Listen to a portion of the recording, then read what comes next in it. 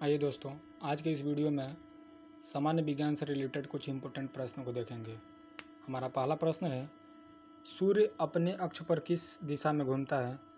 तो इसका correct answer हो जाएगा पूरब से पश्चिम की ओर घूमता है। प्रश्न संख्या 2 है, लेसर किस सिद्धांत पर कार्य करता है? प्रश्न संख्या 2 दिया है, लेसर किस सिद्धांत पर कार्य करता है?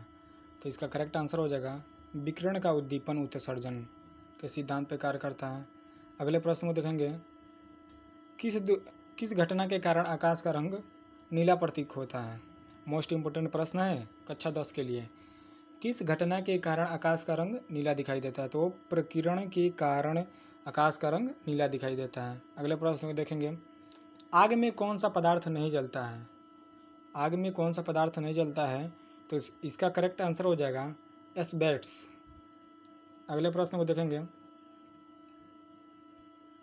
जब हम बकरी या भेड़ का मांस खाते हैं तब हम किस उपभोक्ता की श्रेणी में आते हैं? तो वो द्वितीयक उपभोक्ता के श्रेणी में हम लोग आते हैं जब बकरी एवं भेड़ का मांस खाते हैं। तो प्रश्न संख्या 6 को देखेंगे, दो वेक्टर जिनका मान अलग है। दो वेक्टर जिनका मान अलग है। अब प्रश्न इस प्रकार है कि दो वेक्टर जिनका मान अलग अलग होता है उनका परिणाम क्या होता है? तो दोस्तों इसका करेक्ट आंसर हो जाएगा उनका परिणाम शून्य नहीं हो सकता है। जब दो वेक्टर अलग अलग होते हैं तो उनका मान शून्य नहीं होता है। प्रश्न संख्या 7 देखेंगे, सौरमंडल के किस ग्रह को अपने अक्ष पर घूमने में सभी ग्रहों से कम समय लगता है? तो इसका करेक्ट आंसर हो जाएगा बृहस्पति। बृहस्पति एक ऐसा ग्रह है जो सभी ग्रहों से कम समय लेता है। अगले प्रश्न को देखेंगे, प्रश्न संख्या 8 है, केल्विन तापमापी में बर्फ का गलनांक क्या होता है? तो वो 0 डिग्री केल्विन होता है, 0 केल्विन होता है। अगले प्रश्न को देखेंगे, गुणन करती एक गोल मेज पर अचानक, प्रश्न दिया है, गुणन करती एक गोल मेज पर अचानक एक लड़का आकर के बैठ जाता है, मेज के कोणीय वेग पर क्या प्रभाव पड़ेगा? मोस्ट इम्पोर्टेंट प्रश्न है। तो जो है कि इसका करेक्ट आंसर हो जाएगा कम हो जाएगा। इसका गुणन करना जो है कि कम हो जाएगा। अगले प्रश्न को देखेंगे, प्रश्न संख्या 10, मोटर कार में शीतलन तंत्र किस सिद्धांत पर कार्य करता है? तो इसका करेक्ट आंसर हो जाएगा केवल संवहन के सिद्धांत पर कार्य करता है। प्रश्न संख्या 11 देखेंगे, भोपाल गैस दुर्घटना में कौन सी गैस रिसी थी या लीकेज हुई थी? इसका करेक्ट आंसर हो जाएगा मिथाइल आइसोसाइनेट। अगले प्रश्न को देखेंगे, प्रश्न संख्या 12 है हमारा, विद्युत मोटर किस सिद्धांत पर कार्य करता है?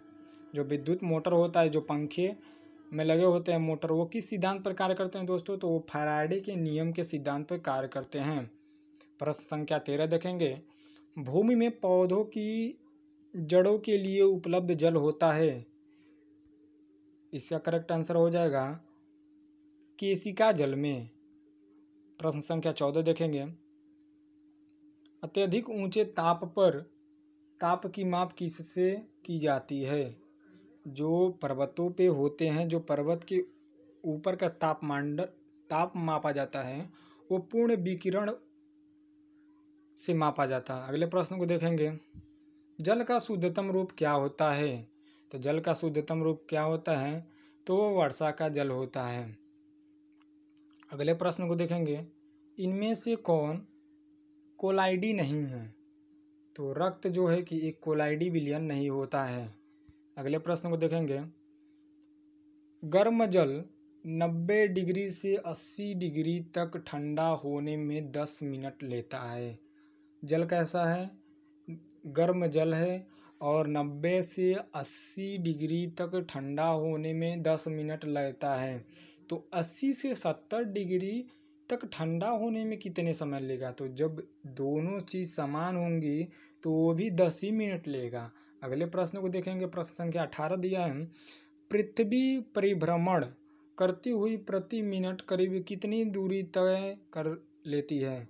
इसका करेक्ट आंसर हो जाएगा 49 किलोमीटर। अगले प्रश्न को देखेंगे, प्रश्न संख्या 19 दिया है और हमारा प्रश्न संख्या 19 दिया है, पनीर निम्न का एक उदाहरण है। तो पनीर जो है कि जेल के रूप में होता है। तो ये पूछ रहा है कि पनीर किस निम्न का एक उदाहरण है, तो वो जेल का उदाहरण है। प्रश्न संख्या 20 देखेंगे और इस वीडियो का आखिरी प्रश्न देखेंगे। प्रश्न संख्या 20 दिया है, प्रोलांग भाषा विकसित हुई थी। तो इसका करेक्ट आंसर हो जाएगा 1972 में।